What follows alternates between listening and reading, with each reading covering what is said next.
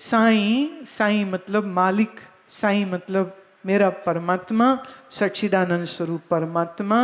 हम उसको प्रार्थना करते हैं कि हमें अपना बना के रख। इस दुनिया में खा पी के मौज करके भोग करके 4 बच्चे पैदा करके मकान बना के आपने कोई असली प्राप्ति नहीं करी। ये यहीं बनता है और यहीं मिट जाता है। बंदा निकल जाता है, मतलब मर जाता है, मकान खड़े रह जाते हैं, पैसे जमा रह जाते हैं बैंकों में, जेवर सोने पड़े रह जाते हैं तिजोरियों में, भोगने वाला निकल गया। अब आप कहोगे चलो जी मैं नहीं भोगूंगा, मेरे बच्चे भोगेंगे।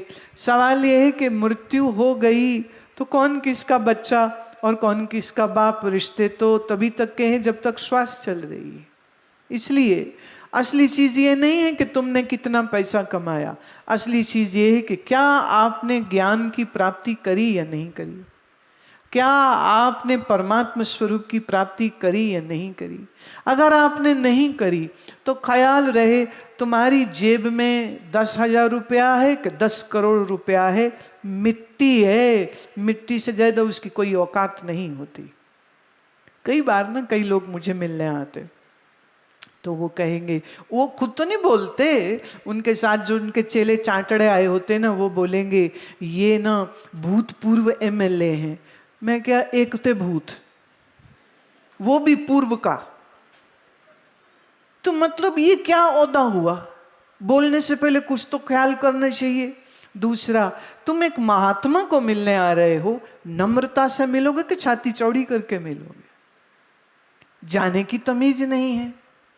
मतलब ये तो स्कूल में कोई जाए बच्चा 2nd 3rd स्टैंडर्ड का और जाके अपने प्रिंसिपल के सामने चौड़ा होके कहे तुम्हें पता है मेरे डैडी कितने अमीर हैं, तो टीचर ना 2 लाफे लगाएगी उसके मुंह पे कि दिमाग खराब हो गया, तो यहाँ स्टूडेंट आया, पढ़ाई कर, इम्तिहान दे, पास हो, तेरा बाप क्या करता है उससे मुझे क्या लेना देना?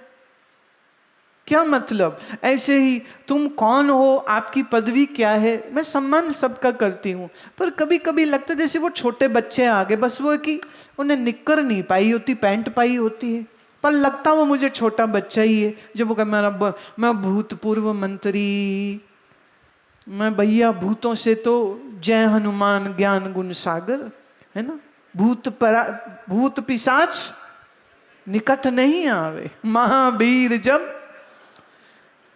भाई तू कहां से आ गया निकट? काहे को? एक चीज याद रखना, आज मैं बड़े प्यार से आपको ये एक चीज सिखाना चाह रही हूं।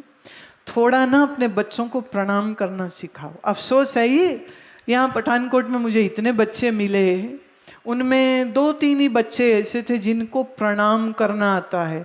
नहीं तो वो ना जैसे वो कटी पतंग नहीं होती, ऐसे टेढ़ी सी होके ना घुटने तक।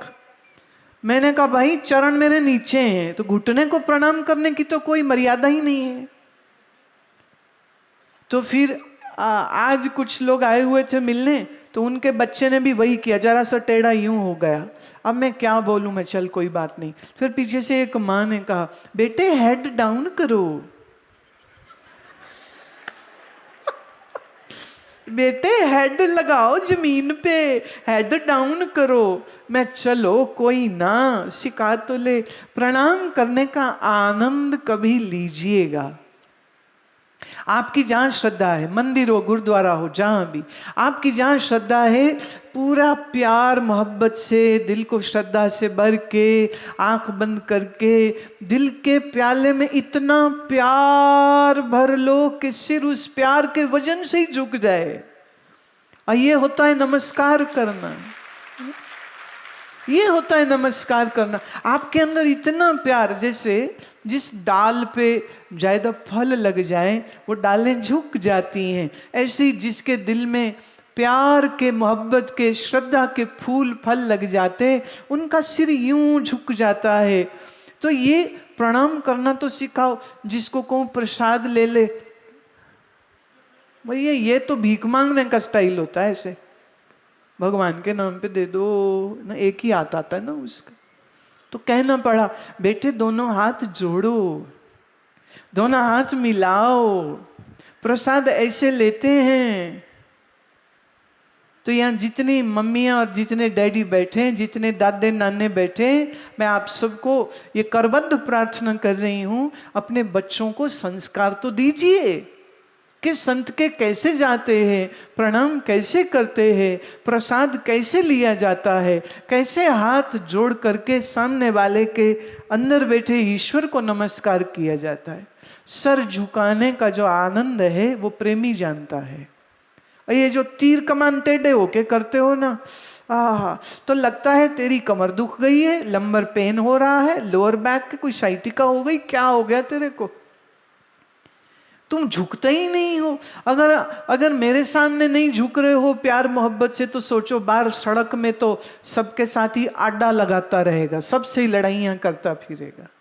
झुकना भूल गए हो तुम, मोहब्बत करना भूल गए हो तुम, परमेश्वर को याद करना भूल गए हो तुम।